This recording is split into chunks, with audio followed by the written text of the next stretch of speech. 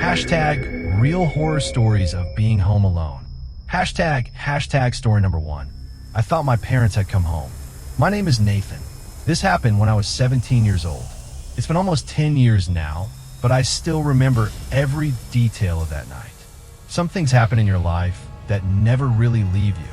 Not because they're the scariest things you've ever experienced, but because you know that if just one thing had gone slightly differently, you might not be here to tell the story. Back then, my family lived in a small town in Pennsylvania. Every now and then, my parents would spend the night in another city to take care of my grandmother. Honestly, I liked it when they did. I had the whole house to myself. I could stay up gaming as late as I wanted, watch TV, order pizza, nobody telling me to go to bed. That night was a Friday. Around 6 in the evening, my parents left. Before he walked out the door, my dad said, "Make sure you lock all the doors, and don't open the door for strangers." The kind of things every parent says. I just nodded without really listening. At the time, I had no idea I'd be remembering every word a few hours later. Around 10 that night, everything was completely normal. I was upstairs playing video games when I heard a car pull into the driveway. I checked the clock. 10:17 p.m. I remember thinking, did mom and dad come home early? Then I heard a car door shut. Click. A few seconds later, I heard footsteps outside. It didn't seem strange at all. I took off my headset and waited to hear the front door open. But it never happened. Instead, there was silence. 1 minute, 2 minutes, no keys, no door opening, nothing. That's when it started to feel a little weird. I walked over to the window and looked down at the front yard. There wasn't a car anywhere. The driveway was completely empty. I still remember the cold feeling that ran down my spine, because I knew exactly what I'd heard. The crunch of tires on gravel, a car door shutting, footsteps. I heard all of it, but there was nobody outside. I tried to explain it away. Probably the neighbors. Then I went back to my game. Close to midnight, I got a text from my mom. "We're staying here tonight. We'll be home tomorrow." I replied with a simple okay. Then I headed downstairs to grab some water. As I walked through the living room, I heard footsteps upstairs, directly above me. Thump, thump, thump. I froze, because at that moment, I was standing on the first floor, and I was the only person in the house. I remember my whole body locking up. The footsteps upstairs stopped. Silence. I stood in the middle of the living room for almost 10 seconds, too afraid to move. Then I laughed at myself. It's just an old house. Our house had been built in the 1970s. The wooden floors creaked all the time. I'd lived there for years. I knew that. But deep down, I also knew what I'd heard wasn't the house settling. It sounded like someone walking, slowly, deliberately. I went back into the kitchen, grabbed a bottle of water. The moment I opened the refrigerator, I heard the footsteps again. Thump, thump, thump. This time they were clearer and moving from my parents' bedroom, across the hallway, then stopping right at the top of the stairs. I looked up. The second floor was swallowed in darkness. I couldn't see anything, but I had this overwhelming feeling that someone was standing up there, looking down at me. I hated that feeling, absolutely hated it. I ran upstairs almost immediately, because a part of me was still thinking, if there's really someone up there, I need to know. I turned on every light, checked every room. My parents' bedroom, empty. My room, empty. The bathroom, empty. Nobody. But then I noticed something. The storage room at the end of the hallway was open, just a few inches. I remembered clearly because I'd closed it earlier. I stared at the door. For some reason, my heart started pounding harder. Then, from inside the storage room, I heard a sound, very faint, creak, like someone shifting their weight. I froze for a few seconds. Then I worked up the nerve and yanked the door open. Nobody was inside, just cardboard boxes, old junk, a vacuum cleaner. But there was one thing that made my blood run cold. The storage room window was open, about 6 inches. The night breeze pushed the curtain back and forth. I knew for a fact I hadn't opened that window. I shut it immediately, locked it, then went back to my room. By then it was around 12:40 a.m. That was when I started feeling like something wasn't right. So I locked my bedroom door.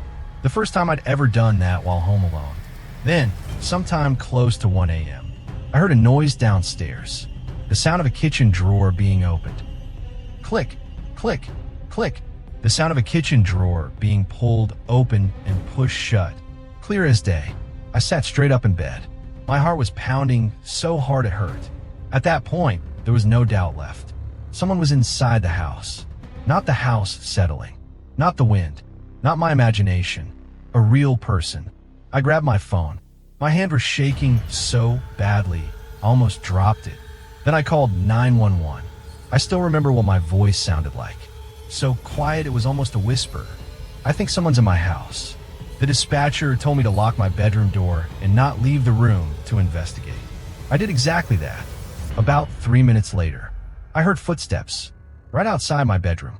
Thump, thump, thump, slow, moving toward my door.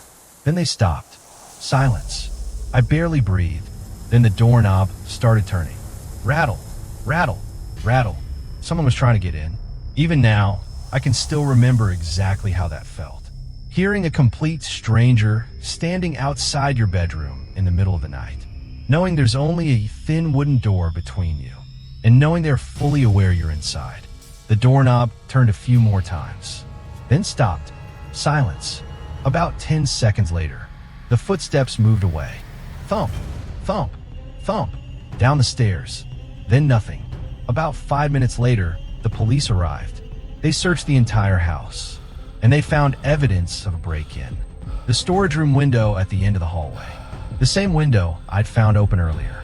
Someone had climbed through it, then hidden inside that storage room for nearly 3 hours.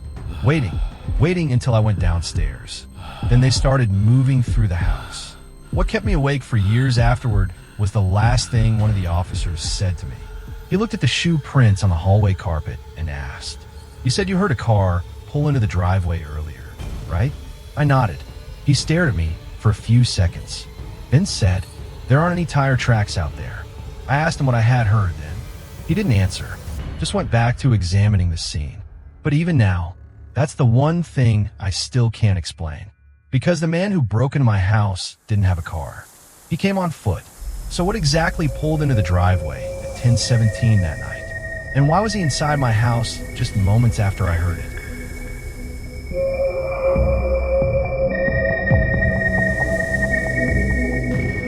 Hashtag story number 2. Someone was using my Wi-Fi every night. Something happened to me in 2022 that I still can't explain. And honestly, I don't think I ever will. It didn't start with strange noises. There wasn't a shadow outside my window. No mysterious phone calls. It all started with my Wi-Fi. I work remotely, so I'm online pretty much all day. One night, around 11 o'clock, I was playing a game and my internet suddenly became almost unusable. My ping was jumping all over the place. YouTube videos wouldn't even load. I figured my ISP was having issues. But the next morning, nothing had changed. So I logged into my router to check what was going on. That's when I noticed an unfamiliar device connected to the network. The device name showed up as Unknown Device 7. At first, I assumed it was my TV, or maybe a Bluetooth speaker. I disconnected it, changed the Wi-Fi password, and forgot about it. But the following night, it came back. Unknown Device 7. Same MAC address. Same signal. That was when things started to feel strange. Because nobody knew the new password except me. I blocked the device again. The next night, it returned. Day 3, Day 4, Day 5. Every single night, the same thing happened. Shortly after midnight, that device would connect to my network, then disappear again just before sunrise. I remember feeling increasingly uneasy. Not scared. Not yet. Just like someone was much closer than I thought. Much closer. Then one night, I opened the device location tool in my router settings, and what I saw made my blood run cold. The signal source was coming from inside my house. At first, I thought the location tracking was glitching, but I checked it over and over again. The result was always the same. The unknown device was broadcasting from inside my apartment, not from the parking lot, not from a neighbor's unit. Inside my apartment, I lived alone. The place only had 2 rooms. There was nowhere for anyone to hide. That night, I tore the entire apartment apart. The bedroom, the bathroom, the closets, the kitchen, nothing. No un familiar devices, no cameras, no phones, no laptops, nothing at all. I started convincing myself I was becoming obsessed until the following week. Something else happened. Around 2 a.m., I was watching a movie when I got a notification from Google. A new device had just signed into my account. Device, Windows desktop, location, your apartment. I still remember that moment. The blood in my veins felt like it turned to ice. Because I only own a MacBook, there wasn't a single Windows computer in my apartment. I immediately changed every password I had, signed out of every device. Then I sat there and waited. About 20 minutes later, unknown, device 7 appeared on my network again. And at that exact moment, I heard a sound, very faint, coming from the apartment hallway outside. Click, like someone had just opened a door. I looked through the peephole. The hallway was empty. No one was there, but the sound kept going. Click, click, like someone was opening and closing something over and over again. I opened the router app. Unknown, device 7 was still online. The data traffic kept climbing. A huge amount of data was being uploaded, like someone was sending videos, uploading photos, or live streaming. Then I noticed something I had never paid attention to before. The device's full name. It wasn't unknown, device 7. It was unit_402_backroom. I froze because my apartment number was 402, but there was no room called a back room. I pulled up the building's floor plan on the property management website, and that's when I found something. Behind the bedroom wall was a small hidden space, an old maintenance storage room, sealed off years ago. There was no access to it from inside the apartment, but there was an entrance through a maintenance corridor behind the building. The next morning, I reported it to management. They opened the area. There was no one inside, but they found something else. An old laptop, a Wi-Fi transmitter, and hundreds of photographs. Photos of residents in the building. Photos taken through windows. Photos taken from hallways. Photos taken at night. A lot of them were pictures of me. While I was sleeping, while I was working, while I was watching TV. What still keeps me awake at night is this. The police never found the owner of that laptop. No fingerprints, no DNA, no security footage showing anyone entering or leaving the maintenance corridor. Nothing. But about 3 months later, after I had moved to another state, I received an email from an unknown address.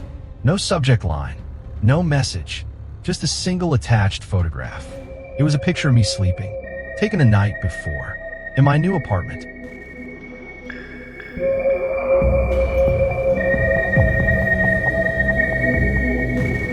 Story number 3, the neighbor I never met. I lived in that house for almost a year, and during that entire time, I never once met the neighbor next door. That probably doesn't sound strange, but little by little, things started feeling wrong. I moved into that neighborhood at the end of 2021. It was a quiet area. Each house was separated by a small yard. Most of the neighbors were friendly. On my first day there, the elderly woman across the street even brought over a plate of cookies to welcome me. While we were talking, she pointed toward the house on my left. Then she asked, "Have you met the people over there yet?" I told her no. She just nodded, didn't say another word. At the time, I didn't think much of it. But after a few weeks, I started noticing something. There was definitely someone living in the house next door. I saw lights on every evening. Sometimes I could hear television. Sometimes I caught a shadow moving past a window. But I never saw anyone come outside. No cars, no visitors, no deliveries, no mail, nothing. One time, I even spent nearly an hour mowing my lawn on purpose. I was hoping I'd finally run in my neighbor. Nobody came out. The front door never opened. The garage door never opened. Yet the lights inside were on every single night. At first, I figured maybe it was an elderly person, or someone who preferred to keep to themselves. But then something happened. One night, a little after 11 p.m., I was watching TV when the power went out across the neighborhood. The entire street was swallowed by darkness. I walked over to the window and looked outside. Every house was dark, except one, the house next door. Every light inside was still on. I still remember exactly how I felt in that moment. It wasn't fear, not yet. It just didn't make sense. The entire neighborhood had lost power, but that house was lit up like nothing had happened. My first thought was that they must have a backup generator. But the strange thing was, I couldn't hear an engine running. About 10 minutes later, the power came back on. Everything returned to normal. But after that night, I started paying closer attention. Then one night, a little before 2 a.m., I was woken up by a dog barking. The dog across the street. It wouldn't stop. It was barking toward the house next door. Not the way dogs bark at strangers. This sounded panicked, growling, whining, like it was staring at something that terrified it. I pulled back the curtain and looked outside. That's when I saw someone standing in the backyard of the neighboring house. A man, very tall, standing completely still, facing the tree line behind the neighborhood, not doing anything, just standing there. I remember watching him for nearly a full minute. He never moved, never took a step, never turned his head, nothing. Then the motion sensor light in the backyard switched off. The entire area dropped into darkness. When the light came back on a few seconds later, the man was gone. He hadn't gone into the house. He hadn't walked through the gate. He was simply no longer there. From that night on, I felt uneasy every time I looked toward the house next door. Something was wrong, very wrong, but I couldn't explain why. Then, about a week later, something happened that genuinely scared me. I received a letter. No stamp, no return address, just my name written on the front. Inside was a single blank sheet of paper, and in the center, there was only one sentence. You stood there watching me for quite a while last night. I had never told anyone about the man in the backyard. I didn't sleep that night. The note sat on my kitchen table, and I couldn't stop asking myself the same question. How did someone know I had been looking through my window? I hadn't told anyone. I hadn't posted about it online. I hadn't texted anyone. Nothing. Around 3 a.m., my phone buzzed. A notification from my doorbell camera. Motion detected. Someone was in the front yard. I opened the app. At first, I didn't see anything. The yard was empty. Then the camera automatically rewound a few seconds, and I saw a man standing directly in front of my house, extremely close to the camera, close enough that he was almost touching the lens. But what sent a chill through me was this. He stood there for nearly 2 full minutes, completely motionless. He didn't knock. He didn't ring the bell. He didn't do anything at all. He just stared directly into the camera. Then, the moment the camera switched into infrared night mode, the man disappeared. He didn't walk away. He didn't turn around. He didn't leave the frame. He simply vanished between 2 frames. The next morning, I called the police. They reviewed the footage. They couldn't find anyone. No footprints. No fingerprints. Nothing. But the strangest part happened a few days later. I decided to go knock on my neighbor's door. For the first time, and the last, a police officer came with me. We knocked. No answer. Then they contacted the property owner and opened the house. The place was completely empty. No furniture, no electricity, no running water, no sign that anyone had lived there for years. I remember standing frozen in the middle of the living room because I had seen lights on, a television running, shadows moving past the windows for almost an entire year. But the one thing I'll never forget was what the property owner said. He stood there staring at the house for a long moment. Then he said, "That's strange." One of the officers asked, "What is?" The owner replied, "I bought this property after the fire in 2018. He paused for a few seconds. "The man who lived here died in this house." Then he looked at me. He lived alone. That same night, I moved out of the neighborhood. 3 weeks later, a new owner moved into the house across from my old place. A while after that, I happened to come across one of his Facebook posts. It was only a single sentence. "Does anyone know who the neighbor on my left is? I've never met him, but every night I can see the lights on in his house. Asterisk, asterisk.